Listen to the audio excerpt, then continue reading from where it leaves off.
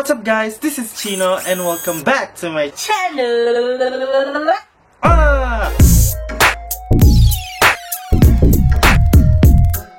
So guys, welcome po sa aking video. Nagbabalik na naman po ako. Pasensya na po guys kung matagal akong nag-break sa pag-vlog kasi ito nga sa mga nangyayari today, sa mga nangyayari sa mga panahong to, hindi po kapani-paniwala na nangyayari itong mga bagay na to, lalo na po yung mga virus na yan. Ano po, hindi ko na po natitake. Hindi po ako nakakapag-vlog kasi ina-anxiety po ako sa mga nangyayari. Yung parang nawawalan ako ng gana sa mga ginagawa ko. So by the way, moving on, nakapag-move on ako sa anxiety ko. Ang gagawin ko po today is tuturuan ko kayo kung paano maggawa ng latte. Gusto niyo ba yon? Gusto niyo yon? So marami sa inyo ngayon ang nagki-crave sa Starbucks, sa mga latte, sa mga mocha, ganyan. So ito na. Ayan, so ayan guys. Kwentuhan ko lang kayo ng kung paano ako natuto mag-latte. Nung nasa Pilipinas pa lang ako, nag-take ako ng latte class sa TESDA yon. So kinuha ko yun kasi gusto ko magbarista dito sa US. So kasi nung mga panahon yun, ongoing na yung process namin sa papunta sa US, sa mga papers namin. Isa sa mga dream ko ang maging barista. So ngayon, nandito ako sa US. Yun pala, hindi naman pala kailangan ng mga certificate dito kasi sila mismo yung magti-train sa'yo. Yung parang kuwari, nag-apply ka sa Starbucks, parang nag-apply ka lang sa Jollibee kasi dito sa US, ang Starbucks hindi naman ganong kabongga-bongga. Hindi katulad sa kapag may Starbucks ka, bongga ka na, mayaman ka na. Pero dito hindi. Carry lang yung Starbucks, carry boobies. So ito. Ayan, so energetic tayo today. Ngayon, I think 3 years na akong nagbabarista. So ngayon ay currently, tinagal ko lang. Currently, nagwo-work po ako sa YouTube, sa Google, dito sa San Bruno, California. Ayan, malapit lang yun sa San Francisco, mga 20 minutes away. So ayun, napaka-cool mag-work doon kasi nasa building ka ng YouTube. Tapos ako, nag-YouTube din ako. So alam mo yan, parang life fulfillment. Papakita ko sa inyo yung mga nasa harapan nyo ngayon kasi syempre hindi ka makakagawa ng latte kung wala kang mga number 1, ito espresso machine, mini espresso machine siya. Ito ay brand ng Mr. Coffee. Mabibili nyo lang siya sa Target guys for I think $49.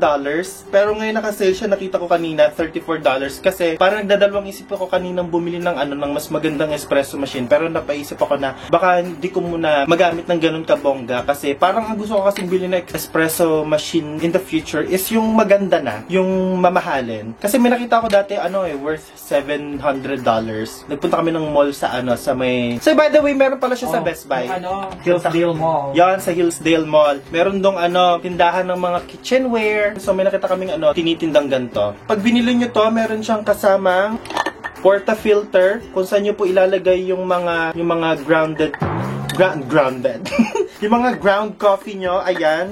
Siyempre, pag magpupul kayo ng shots, nahihirapan ako ha. So, mamaya guys, tatalikod na ako kapag nagagawa na ako ng kape kasi mahirap kapag humarap ako dito, diba? So, may kasama rin siyang steamer. Yan. Try natin mag-steam. Hindi siya nag-steam. Wait. So, ito-turn nyo dito siya sa gilid. Meron siya mga function dito sa gilid, mga functionalities. So, ang gagawin ko is pinapainit ko siya. Kapag tinurn ko siyang papunta sa pa-forward, yun yung steam. Pero pag naman pa-backward is yung brew. So, yun tayo magpupul tayo ng espresso shot mamaya. So, ito naman is yung steaming pitcher natin. So, dito natin ilalagay yung gatas natin para steam. Siyempre, kailangan hindi mawawala ang gatas sa paglalate. Ayan. Nakita nyo yan? Nag-steam na siya. So, lagi ko muna to dito, guys. Kung makikita nyo, medyo okay yung steam niya. Ayan, bigyan ko lang kayo ng mini trivia. So, bakit ba tinawag na latte? So, latte is Italian word for coffee milk. So, ang latte is a mixture of coffee and milk. So, hindi siya basta-basta coffee lang. Siya? Espresso. So, bakit nga ba tinawag na espresso? Espresso means express coffee. Ibig sabihin, mabilis. Basta ayan. So, ang ibig sabihin ng espresso ay GMT. Google mo, te. Ayan. Diba? Okay lang joke. So, by the way, moving on, meron tayong, hindi ko alam kung anong tawag dito, basta measuring chuchu. So, dito ko ilalagay yung espresso ko. Kailangan step by step yung pagtuturo ko, hindi yung bigla-biglaan. So, ito yung grinder ko. Mga bakla! Grinder! Ayan. Ito, dito ko ilalagay yung coffee bean ko para i-grind ko yung coffee. So, mamaya, bibigyan ko kayo ng mga tips sa pag-grind ng coffee, kung ano yung tamang grind, kung coarse ba or fine. So, syempre, ito yung pantakal natin. So, ngayon, mostly kasi yung mga portafilter natin is merong tamper. Itong product nilang to is walang tamper. Sad. Kasi, na-miss ko mag-tamp. So, ngayon, yung kanilang pang scoop is may flat to eh. Ito, kung makikita nyo, oh, flat. Parang suso mo, flat. Ayan. Ito yung pinangtatam ko, ganyan. Pack, ganun. Hindi dapat mawawala ang coffee bean. Ang gagamitin natin coffee bean ngayon is from Starbucks. Dapat ang bibili nyong coffee bean is yung espresso roast. Kasi, kapag binili niyo yung regular na coffee bean, syunga kayo. Kasi pang ano lang yon, pang brewed coffee lang yon. Kaya ang bibili niyo espresso roast kasi pang espresso. Wag syunga, guys. And then, syempre, kailangan ng gatas. Ayan. By the way, trivia po sa mga gatas. Mas maganda kung gusto nyo is creamy and foamy yung gatas nyo. Dapat ang bibili nyo is yung whole milk. Kasi, whole milk has more fats. Is that how you call it? Whole milk? Whole. Gusto ko whole milk. So, dapat, whole milk ang bilhin nyo para maraming fats, para foamy. Basta ganun, tas creamy yung texture. Kasi kapag binili nyo is, well, may mga, sa ating naman, may mga preference tayo. Kasi kapag ginamit nyo is non-fat, hindi siya ganun ka-foamy. Tsaka parang, foamy siya, pero iba yung texture niya. Parang hindi siya frothy. Ganon. Pero ako, mostly, ang ginagamit kong gatas is 2% milk, pero lactose-free. Kasi ako, hindi naman ata ako lactose intolerant. Parang mas gusto ko lang yung lactose-free kasi mas matamis siya. Guys, makaka-relate lang dito yung mga na inom ng lactose-free. Mas matamis po ang lactose-free milk. Basta may science yon. Kayo na lang mag-search. GMT nyo. Google mo te. So magi-start na tayo, guys. Turn ko ng konti yung ating steamer para uminit yung loob nito kasi hindi siya ganun kabilis mag-init. Nahihirapan ako, nakaluhod ako ngayon, guys. Doon ako magaling sa luhuran. Yes! Ngayon, ang gagawin natin, syempre mag-grind muna tayo ng coffee. Itong brand na to, itong grinder na to is from Cuisinart. Search nyo na lang, guys. Cuisinart. Ano mabasa doon? Basta, yun na yun. Cuisinart. Guys, so bubuksan na natin ang ating espresso bag. Tip lang sa pag-grind ng coffee, dapat ang grind nyo is sa mga espresso, dapat fine yung pag-grind nyo ng coffee beans. Kasi kapag coarse yung pagkakagrind ng coffee nyo, mabilis yung daloy ng tubig sa portafilter. So, hindi ganun ka-pure yung espresso nyo. Pero kapag fine, dapat pag mag-grind kayo ng coffee, hindi super fine. Kasi kapag super fine, wala nang dadaluyan yung tubig ng espresso nyo. So, dapat, average lang siya ng fine para may flow yung tubig sa coffee nyo. O, diba guys? May natututunan kayo sa akin. Ayoko mag-vlog ng mga walang katuturan ngayon kasi hindi oras ng pagjo-joke ang mga panahong ito, guys. Wag po tayong dapat may katuturan yung mga pinagbablog natin. Wag po kayong Guys, ang bango ng coffee. Pero guys, ngayon, hindi po ako nagiinom ng kape nga kasi ina-anxiety ako kapag uminom ako ng kape, lalo akong kinakabahan. Pero ngayon, dahil special kayo, eto na, magagawa na ako ng kape. So guys, pipindutin lang po ito para mag-grind. So pakita ko lang po sa inyo yung coffee beans. Ayan. Ayan, di ba? Ganda. Pindutin na natin. Pakita ko sa inyo saglit kung nang itsura ng pag-grind ng coffee. Ayan. Ayan guys, titingnan ko. So guys, ito yung sinasabi kong coarse. So granular pa siya. So hindi pa yan pwede. Dapat i-grind pa natin. Check natin! Hindi pa pwede.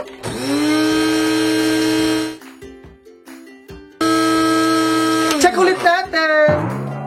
Hindi pa rin pwede. Ayan, grind ka ulit! Feel ko kailangan matagal talaga mag-grind.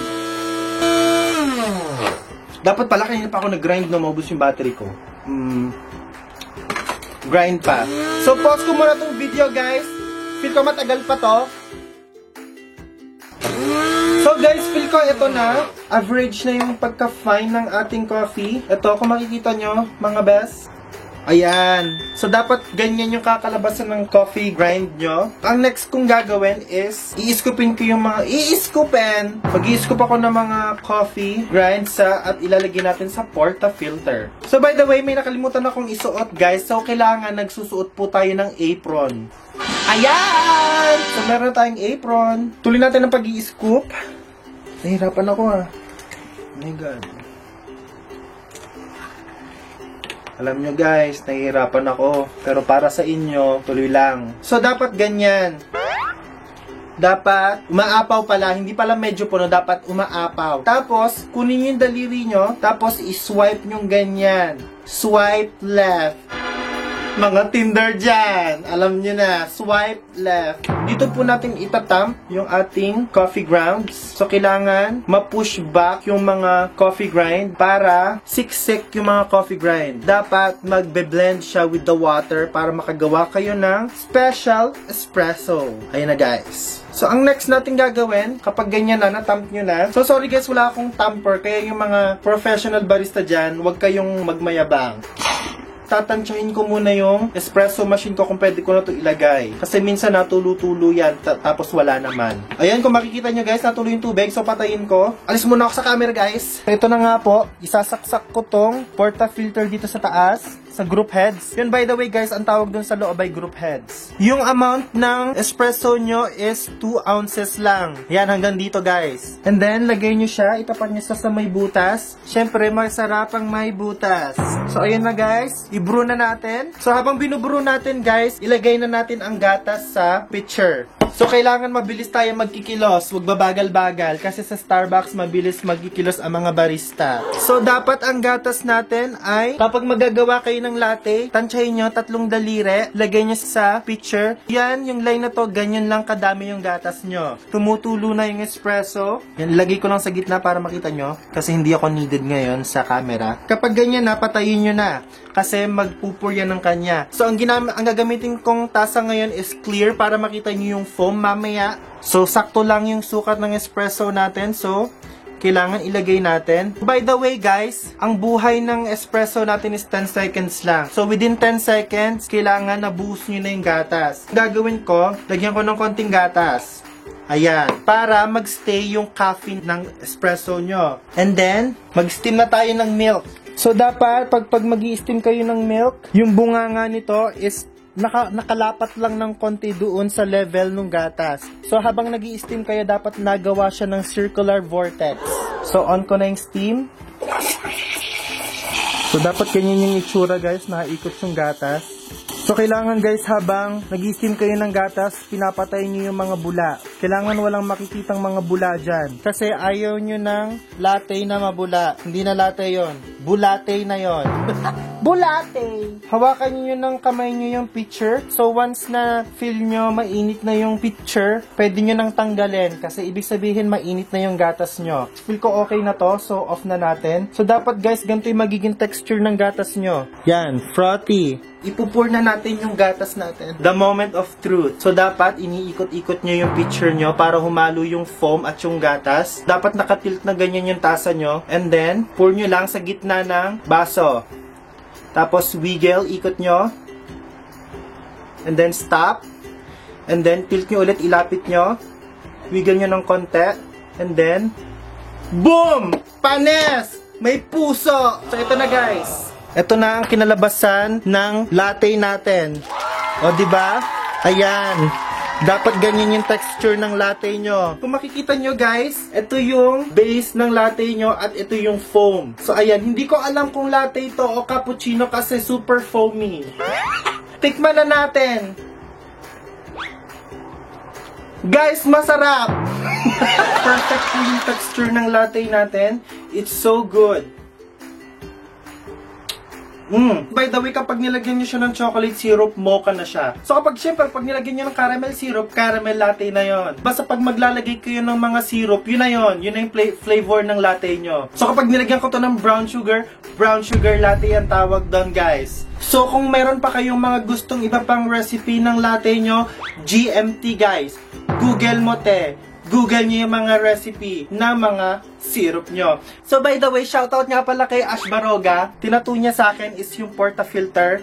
Portafilter siya, hindi edits yan ha, portafilter yan. And then ito, coffee plant, and then coffee bean. Tapos ito daw, yung sabi ni Ash, tulo daw yan. So guys, by the way, ito yung portafilter ha. Huwag kayong mga ano. So ayun nga, by the way, thank you for watching this video guys. Sana natutunan nyo magawa ng latte. And pwede na kayo magawa ng latte sa bahay nyo for only $34. Pag bibili kayo ng coffee grinders, search nyo na lang sa Best Buy, bestbuy.com o kaya sa Target, makikita nyo tong coffee grinder na to. Basta lahat ng mga ginamit ko is binili ko lang sa Target o kaya pwede nyo makita sa any supermarkets. By the way, pag magagamit kayo ng coffee bean, dapat espresso roast. Kahit anong brand yan, basta espresso roast. So nandito na lang din kayo, might as well subscribe on my YouTube channel and also please like my Facebook page. Okay? Thank you mga Chillaggers. See you on my next video. Bye!